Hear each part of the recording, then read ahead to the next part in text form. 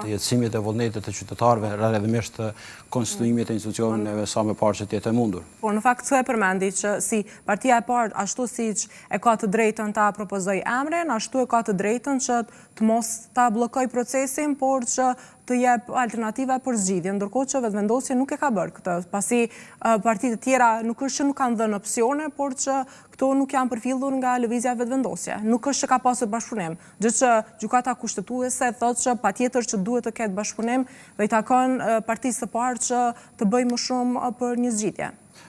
Po pra, gjykata kushtetuese sa i përket kësaj çështje e ka interpretuar edhe frymen edhe dispozitat kushtetuese në tërësi sipas të cilave natyrisht që sistemi ynë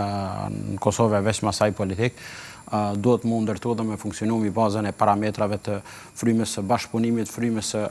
diskutimit, konstruktivitetit dhe mirëbesimit reciprok të subjekteve politike, përshka në këto kohët e fundit nuk është që e kemi parë shumë të shprehur, edhe duhet besoj që të jetë më në fund një moment të reflektimi në drejtim të jetësimit të vullnetit, mbi të gjitha të drejtës për të propozuar, mirë po edhe detyres përkatësisht përgjithësisë për të krijuar shumicën e nevojshme në drejtim të themelimit të institucioneve. Sa i përket po ashtu vlen theksohet që gjykata kushtetuese në mënyrë bukur të mirë, jo ndoshta aq sa kanë prit disa, ka interpretu edhe çështjen e mënyrës së votimit, sepse ajo ka qenë njëra prej pikave jashtëzakonisht kyçe dhe të diskutueshme. Dhe në këtë drejtim, gjykata kushtetuese e ka qartësuar në mos të madhe, edhe sa i përket këtë çështje sipas bindjes time, për faktin se ju ka referuar dispozitave kushtetuese sipas të cilave në mënyrë eksplicite përcaktohet se kur dhe në çfarë situata mund të votohet me votim të fshehtë, dhe kjo është e përcaktuar në mënyrë eksplicite. Në këtë rast nuk është i lejuar. Rasti i kryetarit të kuvendit nuk është i përcaktuar në mënyrë eksplicite votimi i fshehtë. Që bja lëvizja vetëvendosje ka bërë shkelje në këtë drejtim. Po ashtu, vlen theksohet që edhe sa i përket dispozitave të rregullorës kreut që përcakton sa i përket seancës konstituive, dhe sipas praktikës parlamentare, 8 legislaturat e mëparshme asnjëherë nuk është proceduar me votim të fshehtë.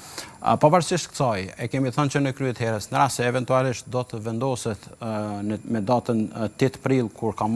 është marrë seanca le të themi e bashkëkryesuar, përkatësisht e kryesuar nga ish kryetari i kuvendit së bashku me përfaqësues të subjekteve politike, në rast se atu do të vendosej për votim të fshehtë, pavarësisht që në bindjen time edhe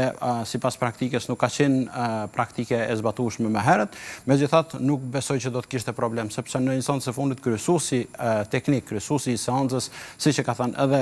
gjykimi i gjykatës kushtetuese, është atu i mandatum për me çututje një proces sipas të cilit janë marrë vesh paraprakisht përfaqësuesit të subjekteve politike me ish kryetarin e legjislaturës paraprake. Prandaj, tentativa për ta ndryshuar rendin e ditës, gjykata kushtetuese e ka vlerësuar që nuk është në pajtim me kushtetutën, në pajtim me dispozitat respektive të rregullores dhe as me praktikën parlamentare. Prandaj, kjo kërkon nevojë dhe domosdoshmëri për reflektim të gjitha subjekteve e me theks veçantë sa i përket fituesit dhe në bindjen time